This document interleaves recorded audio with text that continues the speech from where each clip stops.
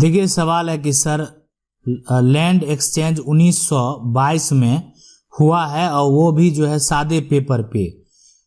उसके बाद जो है यहाँ उसकी मान्यता कोर्ट में है कि नहीं, जबकि रसीद भी कट रहा है। देखिए जिस समय सादे पेपर पे आपका, उस समय भी स्टाम्प तो चलता ही था, लेकिन ले लेना चाहिए, नहीं लिए चलिए कोई बात नहीं। लेकिन अगर उस पेपर के आधार पे उसी समय से मतलब उसके 1 साल 2 साल जो भी समय हुआ होगा, दोनों व्यक्ति का जो एक्सचेंज हुआ जमीन, मान लेते हैं आप दिए होंगे वो, तो अगर दोनों का अगर नाम परिवर्तन हो गया होगा जमीन का, उसका मतलब अगर जो है आप जो दूसरे पक्ष हैं उसका जमीन का रसीद आप कटा रहे होंगे और आपके जमीन का रसीद वो कटा रहे होंगे एक्सचेंज में, ठीक है। तो अगर रसीद भी आपका कट रहा है तो बिल्कुल मान्य होगा, कोर्ट में ये साबित किया जा सकता है कि इसी पेपर, हाँ देखिए ये पेपर को भी आपको अच्छे से रखना होगा।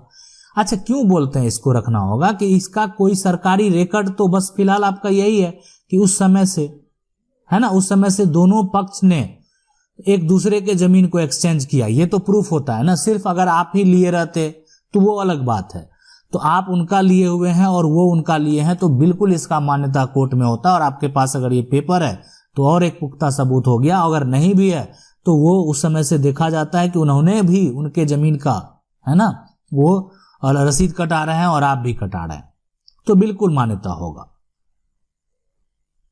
अगला जो सवाल है वो देखेंगे।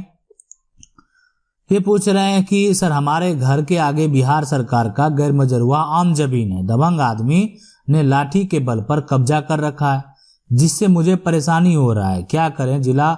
देखिए अगर वो जो है यहाँ पे गैर मजरूआ है तो आप इसके लिए देखिए सीओ को लिख सकते हैं, आवेदन दे सकते हैं।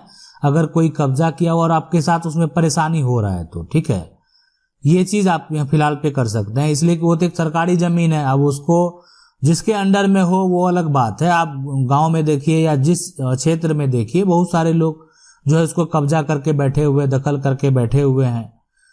तो इसमें अगर आप देखें तो अगर आपको हो सकता है उससे परेशानी हो रही हो तो आप इसके लिए सीओ को पावर है कि उसको खाली वो करा सकते हैं।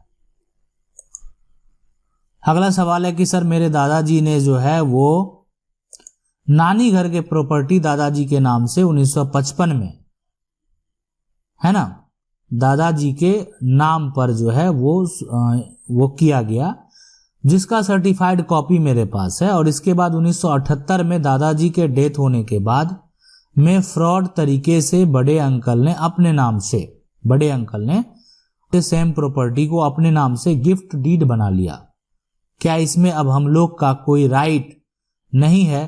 देखिए यहाँ पे अभी जो आपके पास सर्टिफाइड कॉपी है ना वो बिल्कुल मान्य है।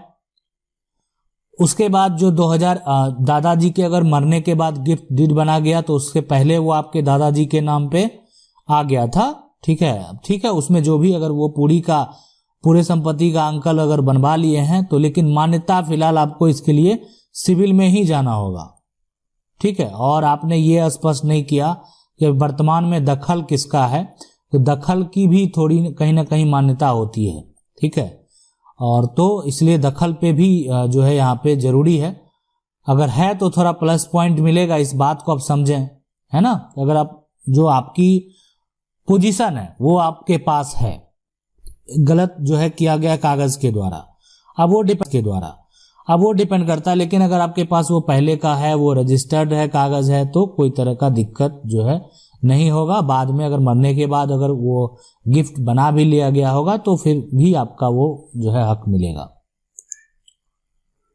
अगला देखते हैं जो सवाल है कि सर हमारे जमीन हमारे दादाजी के नाम से जो है और दादाजी के 4 बेटे हैं। दादाजी जो है वो हर किसी को थोड़ा थोड़ा जमीन दे दिए हैं, लेकिन कागज जो है दादाजी के नाम पे ही है। लेकिन दादाजी जो है गुजर गए, अब दादाजी हमारे जो है पापा को जितना जमीन दिए हैं उसे कैसे हम अपने जो है पापा के नाम करें। देखिए दादाजी के जो है ना, मतलब सबसे पहले जो नाम पे जमीन है, अगर अभी भी उन्हीं के नाम से चल रहा है तो 4 हैं।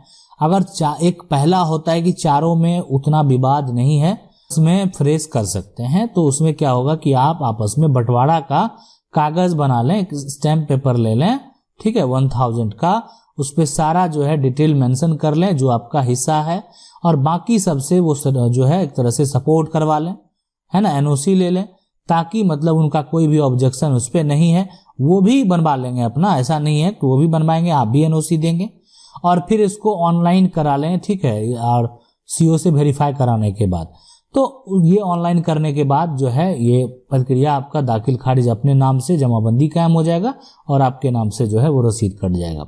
तो ऐसा आप कर सकते हैं, ठीक है। आपने स्टेट मेंशन नहीं किया, स्टेट भी मेंशन करें, ताकि हो सकता है कि कुछ ऐसे स्टेट हो जिनका कुछ डिफरेंट रूल हो, तो वो हम बता सकें, इसलिए कुछ ऐसे स्टेट हैं जहां पे कुछ ना कुछ डिफरेंट रूल हैं। आगे सवाल देखते हैं। मेरी मम्मी के नाम जमीन है और मेरी जो है भाई जो है वो सेम लड़के नाम वसीयत करा लिया है, और मेरी मम्मी जो है एक्सपायर हो गई है ना, 1 साल, और जो है खतौनी में हम 3 भाई का नाम जो है वो गया है, ठीक है। अब यहाँ पे देखें, सबसे पहले तो ये पता कर लें कि जो वसीयत तैयार हुआ है वो सही प्रोसेस से है कि नहीं है, कि वसीयत जो है तैयार किया, ये आपको कोई बेहतर वकील बता देंगे सारा प्रोसेस। तो वसीयत जो है वो सही होना चाहिए, अगर गलत वसीयत बन गया तो वो तो ऐसे ही रद्द हो गया। उसके बाद तो मम्मी के नाम से जो भी प्रॉपर्टी है वो जितने बच्चे हैं वो सारे में डिवाइड इक्वली होंगे, ठीक है, तो कोई मतलब एक तरह से ज्यादा और ये कम नहीं ले सकता है। तो ये सबसे पहले आपको पता कर लेना चाहिए कि जो वसीयत बना है वो सही है कि नहीं है।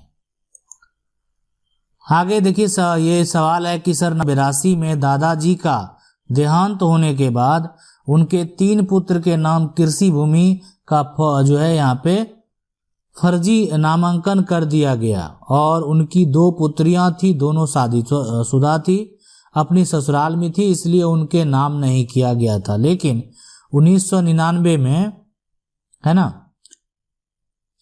उनके 3 पुत्रों के नाम कृषि भूमि का जो है 1999 में एक भाई का भी देहांत हो जाता है और उनके वारिसों के नाम भी कृषि भूमि कर दी जाती है। रिकॉर्ड में 2002 में दादाजी की एक बेटी ने अपने हिस्से के लिए केस कर रखा है, जो सुप्रीम कोर्ट ने कहा था कि 20 दिसंबर 2004 से पहले जो बंटवारा हो चुके हैं उन्हें ओपन नहीं किया जा सकता, चाहे उनमें बेटी को ऐसा मिला हो या ना मिला हो। कृपया बताएं क्या हो सकता है। देखिए, एक होता है ना कि जैसे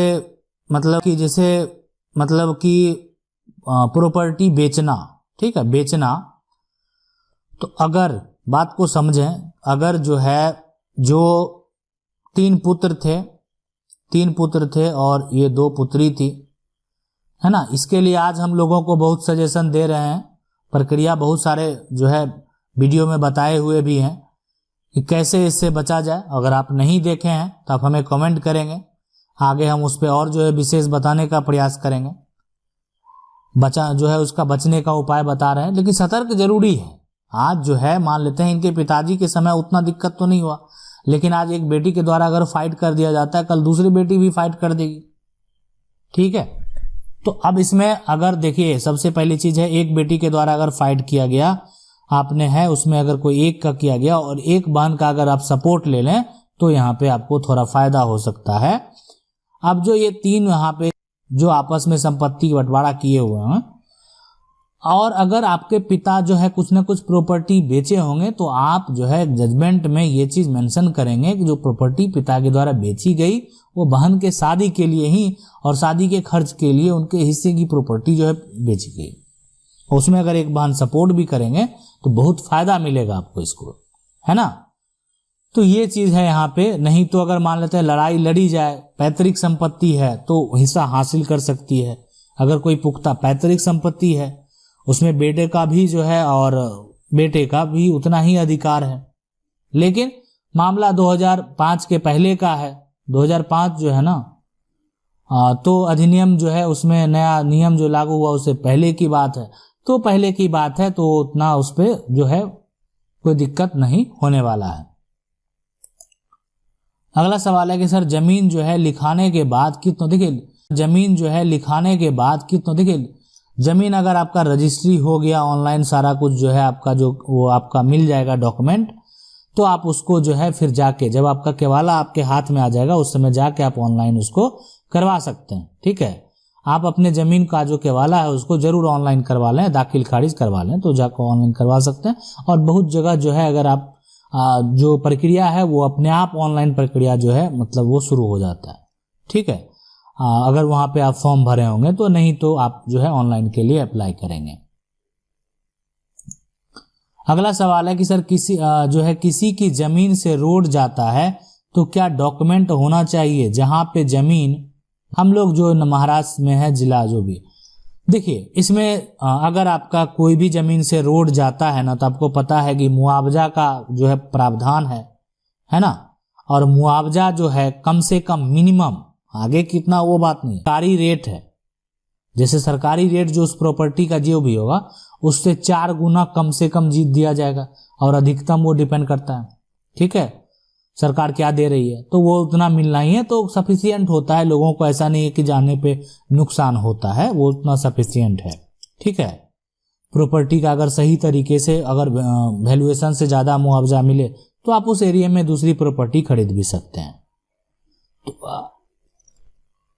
तो अगर आपको मान लेते हैं मुआवजा नहीं मिला तो उसके लिए आप जो है एसडीएम से संपर्क भी कर सकते हैं। अगला सवाल है कि सर मेरे दादाजी मेरे दादी के नाम दान पत्री लिखा और उसका दाखिल खारिज नहीं हुआ है, तो बिल्कुल वो उसका कोई वैलिड वहाँ रहा नहीं, फिर दाखिल खारिज अगर नहीं हुआ जो है तो कोई मतलब नहीं है, फिर अगर दादी भी नहीं है तब तो और कोई मतलब नहीं है। सर मेरा जो है दादा के नाम से जो है जमीन है और जमाबंदी भी कायम है, लेकिन इसमें 00 बता रहा है। देखिए जमाबंदी कायम है और 00 बता रहा है, ये तो कहाँ पे बता रहा है? ये रजिस्टर्ड में बता रहा है या ऑनलाइन बता रहा है? तो ये आपने स्पष्ट नहीं किया। तो अगर मान लेते रजिस्टर्ड में बता रहा है तो इसका सुधार फिर जो है आपको जो है एक तरह से एडीएम के पास से होगा, है ना। अगर ऑनलाइन में बता रहा है तो उसका सुधार आपका जो ये इसका जो लगान रसीद होगा उसके थ्रू जो है ऑनलाइन परिमार्जन के थ्रू होगा। अब वो डिपेंड करता है कि आप किस स्टेट से हैं, तो यहाँ पे फिर उसका सुधार आप ऑनलाइन कर सकते हैं। हर स्टेट का थोड़ा थोड़ा डिफरेंट रूल है, तो स्टेट भी जरूर मेंशन कर दें। आशा करते हैं वीडियो अच्छा लगा होगा। वीडियो अच्छा लगा वीडियो को लाइक जरूर कर दीजिएगा। चैनल को पहली बार देख रहे हैं तो सब्सक्राइब करके जो बेल आइकन है उसको